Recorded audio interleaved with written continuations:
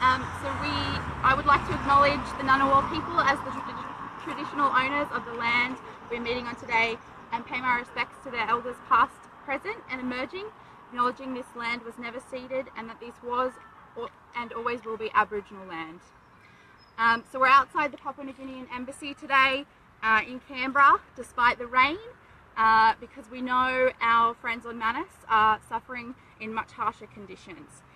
We've gathered here today to let Minister Dutton know that we are watching and we are appalled by the worsening situation on Manus. We are here to stand in solidarity with the men on Manus and let them know we have not forgotten them. We call on the Papua New Guinean government to immediately allow humanitarian assistance to the Manus refugees to restore food, access to water, electricity and healthcare. We call on the Australian government to bring them to safety here in Australia, and these are just some of the thousands of messages of solidarity and support we have been receiving. The first one I'm going to read is from Bren.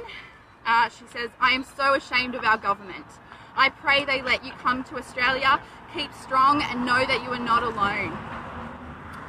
Next is from Isabella. She says, "I can't believe what you've been going through. I am so sorry on behalf of all of Australia. It is disgusting."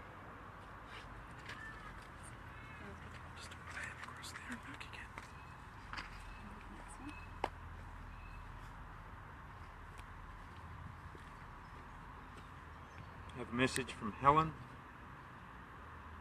"Bring them here. Where's their humanity, Australia? The whole world is watching." Message from Kerry. "Free them once and for all. This is cruel and pointless."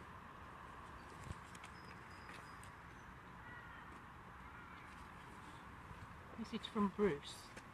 "So, what precisely is the difference between Australia's camps on Manus and Nazi Germany's concentration camps? Any claim to human rights credibility is a sham. We should all collectively hang our heads in shame." And from Amelia, "I am horrified by the way our government is treating you all. We will continue to fight for you. The world is watching. Kia kaha, kia te ao a. Be strong, be brave, have heart, with love and compassion."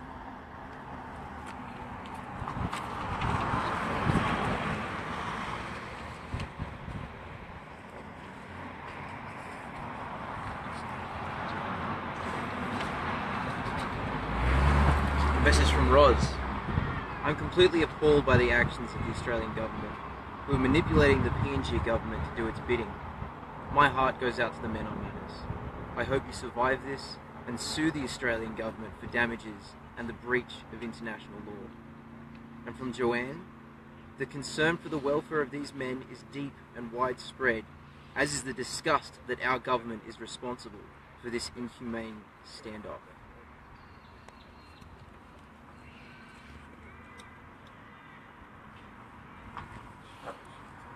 This is a message from Janet. "I'm with all of you. Stand tall. You represent the best of Australian values, even though you are not here. We never give up." And from Leonie, "I'm mystified by our government's willful mistreatment of you and appalled by their behaviour towards you."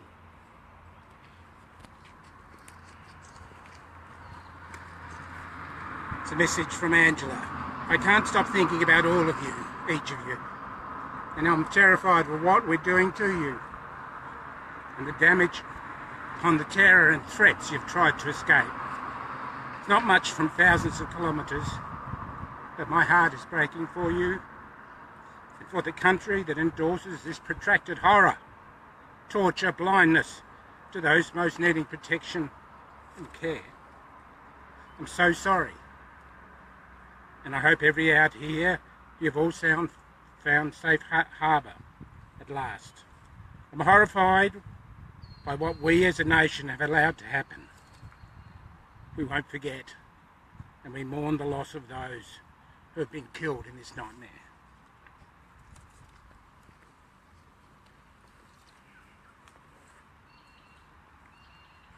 This is a message from John. "I am very sorry that our government is treating you guys so abominably. I will vote against them at the next election. I wish I could do more. And a message from Paridat. I am so sorry that you've had to endure the cruelty this government is treating you with. They are not doing this in my name. You deserve to build your life in a safe country.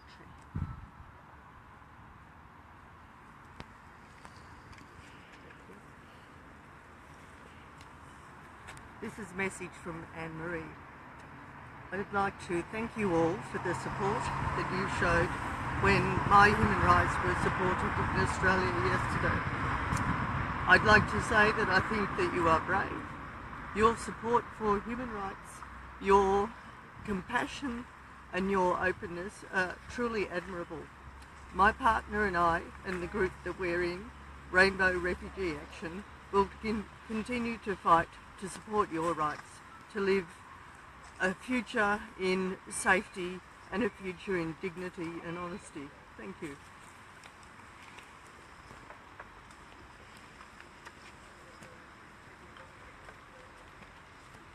It's a message from Erica.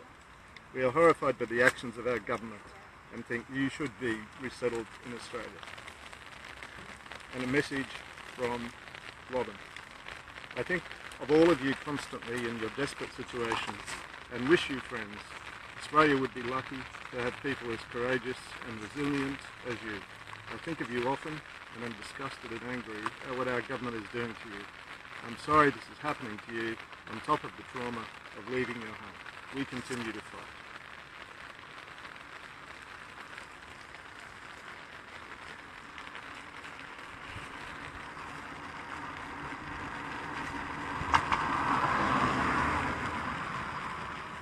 This is a message from Janet.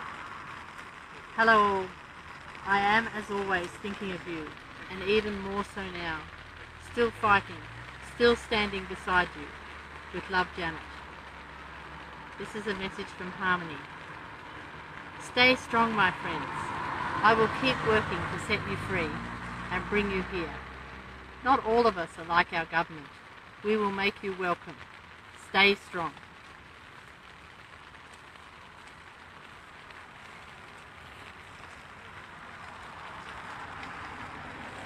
Naeem Nagaraj Shaminan, a message from Samuel. You do not deserve this treatment. I am sorry on behalf of my people. I pray for you will forgive us, and I pray for strength for all you are doing during this horrible time. Also a message from Natalie. I am so ashamed that my country's shameful leaders are treating you all so badly. I am sorry. I pray that things will change soon. You are welcome in our country.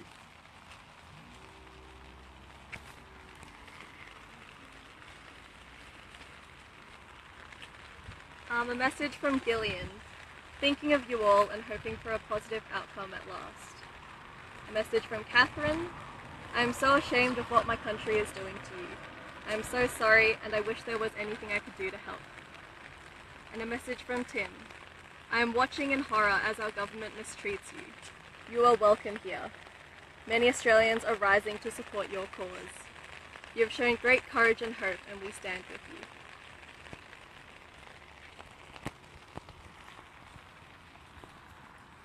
That's all for today, but we'll be here and just know that we're thinking of you.